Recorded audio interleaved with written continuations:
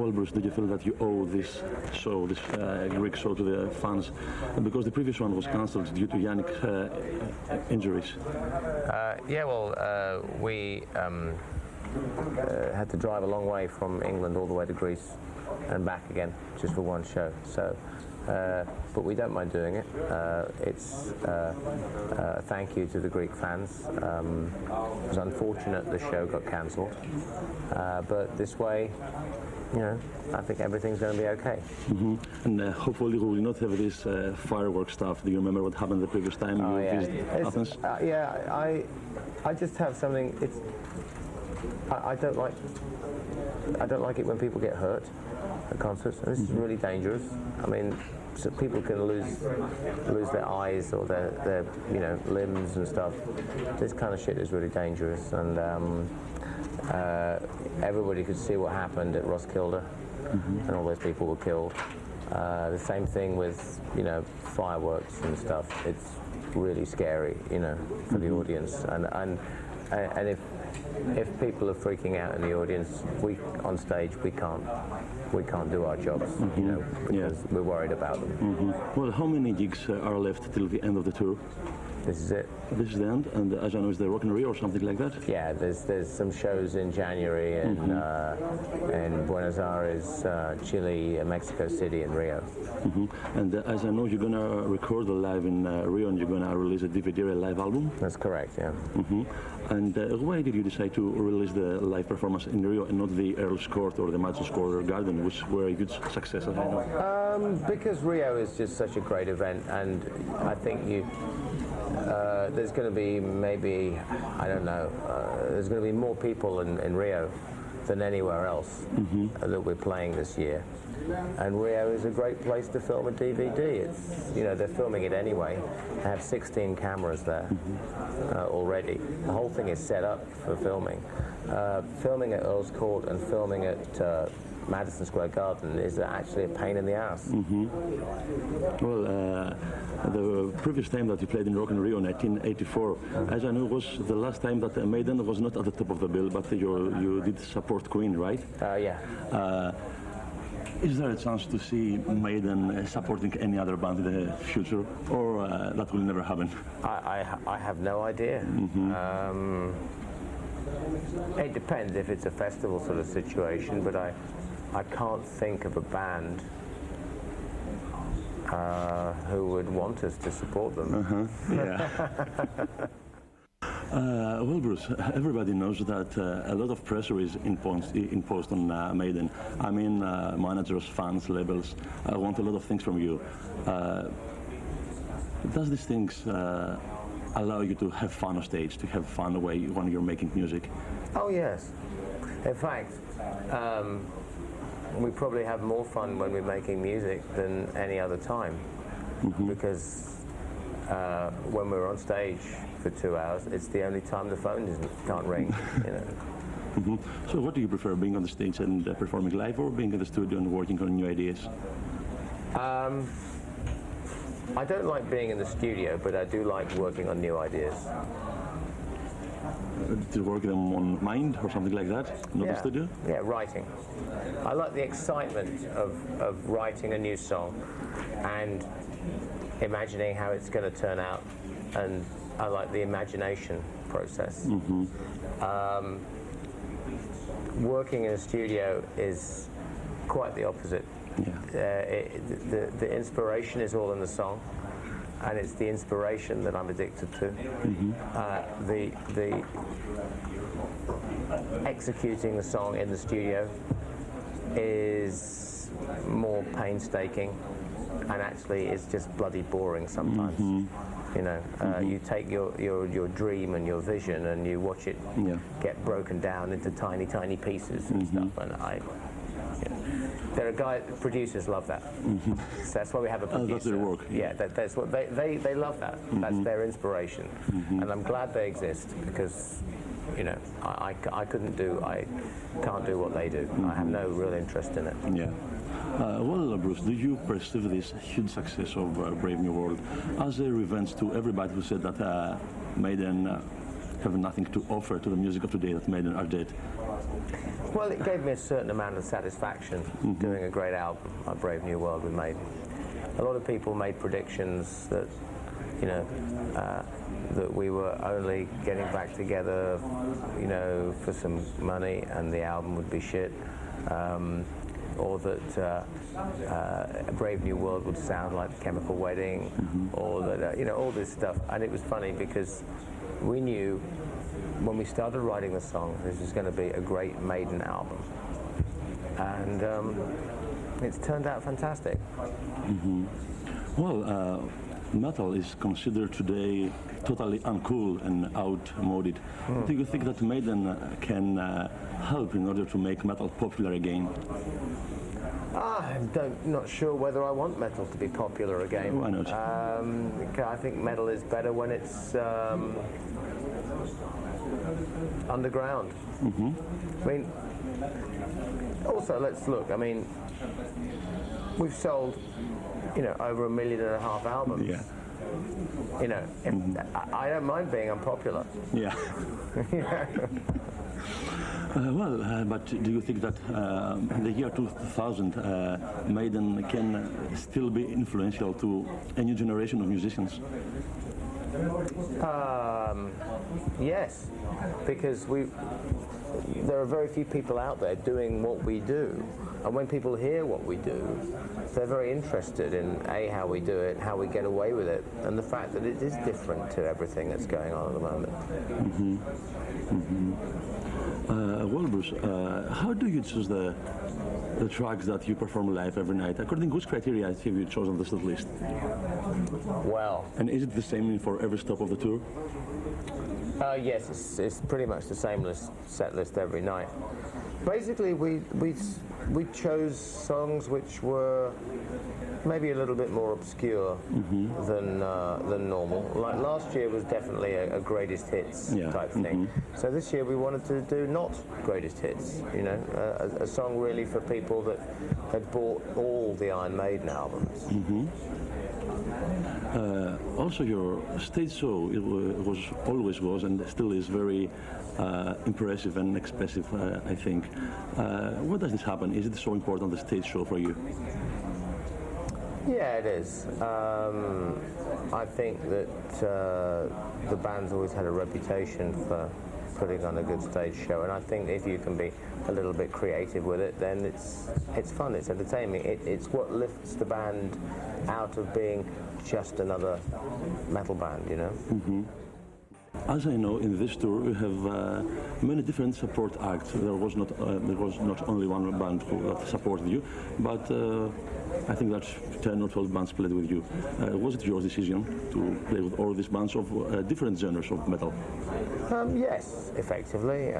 We were doing a lot of festivals, and at festivals you go with a package which is, you know, a variety of bands, depends on which country you're in. As I also know now, in the next year you're not gonna work on a studio album, and you're gonna do a film or something like that. You're gonna be the producer, the author of a screenplay. What exactly is going on with this? Well, it's a film. It's a film which we've been working on for nearly 10 years now. 10 years now? Yeah. And it will be based on the Chemical Wedding story? Oh. No.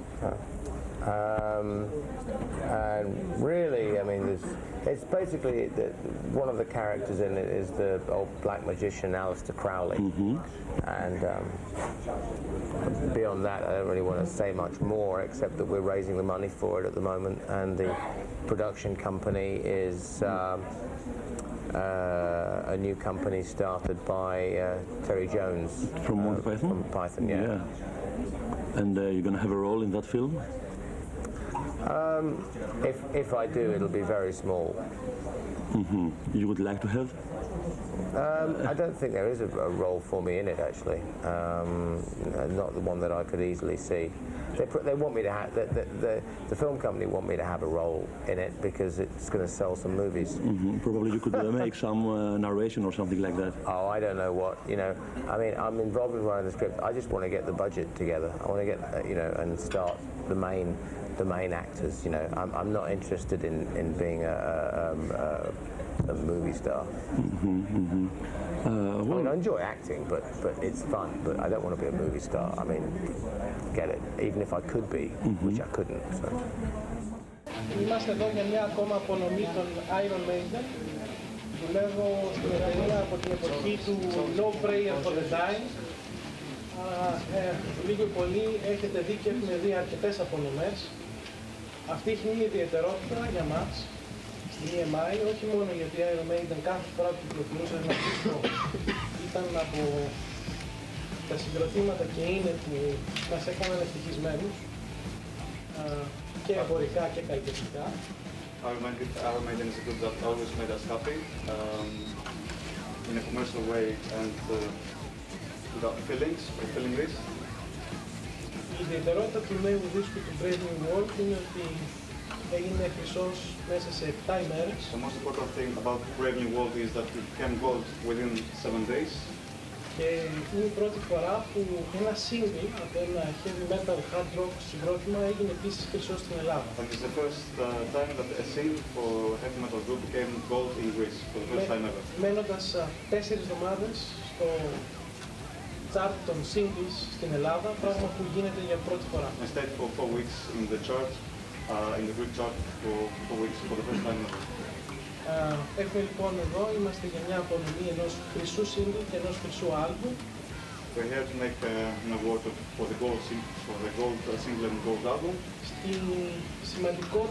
Στο σημαντικότερο συγκρότημα σε πωλήσεις για την EMI στην Ελλάδα ever. To the most important group in sales for EMI Greece so far. Thanks. Thank you. Thank you. Good.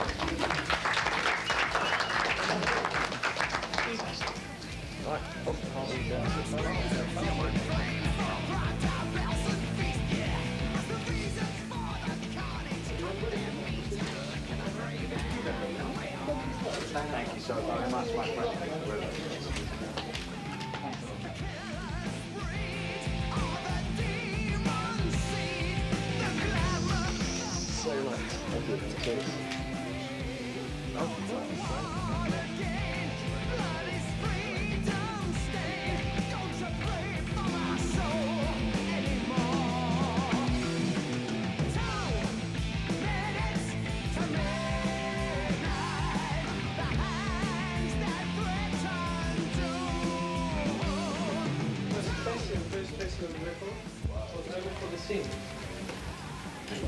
Oh, cool.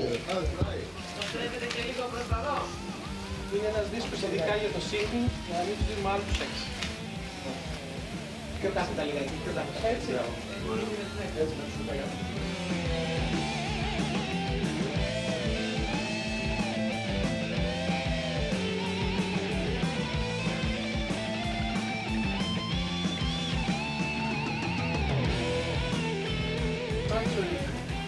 I'll accept this on party on behalf of Sanctuary. Well done. Sanctuary Music είναι η εταιρεία που έχει το management από την πρώτη στιγμή των Iron Maiden. Και είμαστε ευτυχισμένοι γιατί όχι μόνο έχει τους Maiden, αλλά δίνει στην EMI στην Ελλάδα και τη διανομή όλων των άλλων δίσκων της, σαν ανεξάρτητη εταιρεία δίσκων.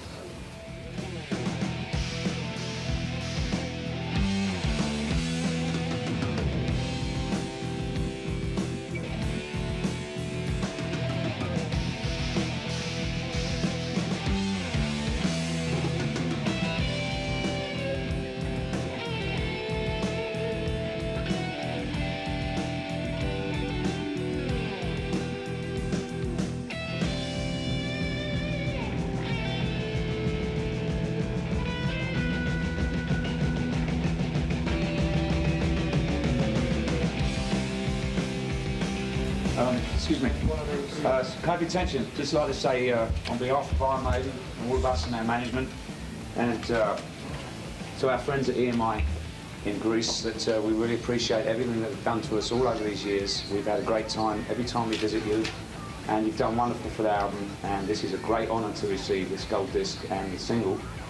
We know everybody's worked very hard for us, and on behalf of all the band, thanks so much for all the great years, and especially to our fans for supporting us. We love you all. Thanks very much.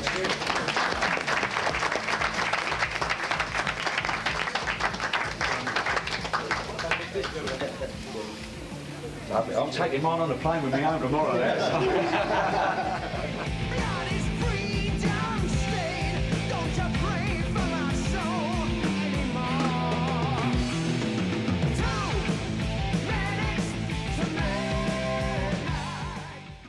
What do you have to say about the whole Napster hypothesis?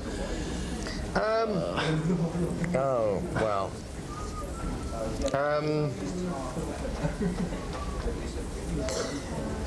A lot of fuss over nothing. Why is that? What do you mean? Napster's been around for a while. Doesn't this influence the sales of the band? It hasn't influenced our sales at all. In fact, CD sales have gone up since Napster. Napster is about making money. Yeah. That's why they're doing the file swap thing. You see, it's in the end, a lot of very rich people put money to start Napster. Yeah. Now, ask yourself, why would a lot of very rich capitalists give something away for nothing and spend a lot of money doing it? To get some more money. To get some more money. Now, Napster's free. How can they get more money? Answer, they can't. But Napster is blackmail. Yeah. Because what happens is when everybody is sharing all their music through Napster, Napster then goes, hey, look, we have a distribution network worldwide that bypasses all the major labels. And Napster, what you bet, Napster Records Incorporated, and Napster starts putting an album out, and it's only available on Napster, and then you pay money. And I think this was their plan. The same with MP3.com. That was their plan too. And so now Napster have done a deal with BMG, and they're going to start charging money. Yeah. So eventually everybody's going to start. I mean, you don't get anything in this world for free. Artists do have to be paid, but the lawsuit against Napster, I thought was, we refused to be part of it. Yeah. Because I thought it was not for bands to be attacking their fans. All the fans were doing was sharing information, sharing tapes, if you like in the old days when you made cassette player tapes. That was all. So I look at it as this is the people trying to position themselves for maybe 10 years' time when you will be able to buy music on the web, online, properly. Okay, talking about record labels, what is going on with your own record label? I sold it. You sold it? Yeah. To whom? Sanctuary. So you don't care about this anymore? No, I do care about it. That's why I sold it. Couldn't you handle it by yourself? Well, it was a 50-50 joint venture between me and Sanctuary, and I was like, well, what's the point in me having this 50%? It's keep the label in Sanctuary. Sanctuary now is a very, very big. It's the second largest independent label in the world. With CMC and Castle Communications and all those record labels that it bought. So it makes no sense to exist completely outside it, or half of Air Raid outside it. Why? Much better to involve involve the whole label in Sanctuary.